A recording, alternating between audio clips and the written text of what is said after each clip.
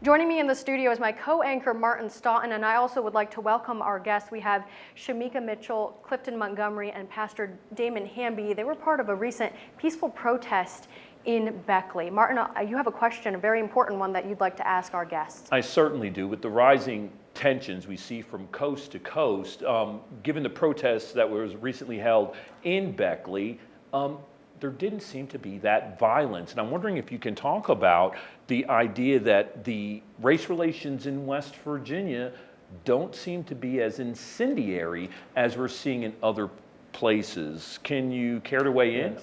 I believe there's two reasons why West Virginia was able to pull off a peaceful protest. Number one, we were not as close to ground zero as some of the major cities who have experienced police brutality on an ongoing basis. So for that reason, being somewhat removed from it, we were able to come together. Another reason is that poverty is the common denominator. As Martin mentioned, that when blacks and whites went into the coal mines in West Virginia, they all came out black. So something about that common struggle gives us a camaraderie that you don't necessarily find in some of the more urbanized areas. I would quickly say that I have a unique experience here in West Virginia with race relations because my father is Greek and my mother is black. I grew up in East Beckley, which was one of the highest crime areas in the county at the time. And I grew up in an all-black neighborhood in the projects, but I went to elementary school at an all-white school. And so when I was at home, they called me the white boy in my black neighborhood. And when I went to school, they called me the black kid.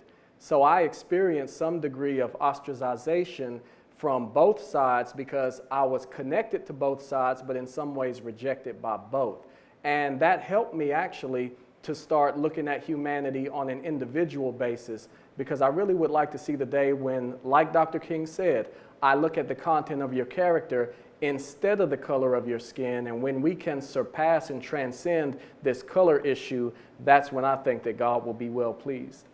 And Shamika and Clifton, can you jump in here? And how do we surpass the issue of race relations in the U.S. and the fight for equality? How do we get there where we need to be in Southern West Virginia and America? Go ahead.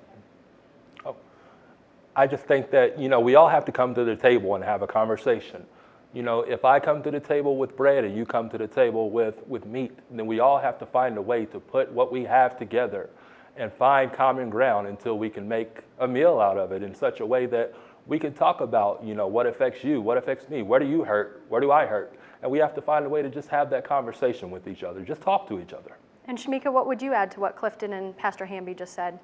Definitely the communication, definitely awareness, definitely voting, definitely, just being proactive in these things and keeping it going, keeping this fight going, keeping our voices heard, and not stopping until we get justice, I think is what we have to do. Mm-hmm. All right, I want to thank all three of you for joining us. We'll have much more coming up this Sunday at 9 a.m. on In Focus. Stay with us, we'll be right back.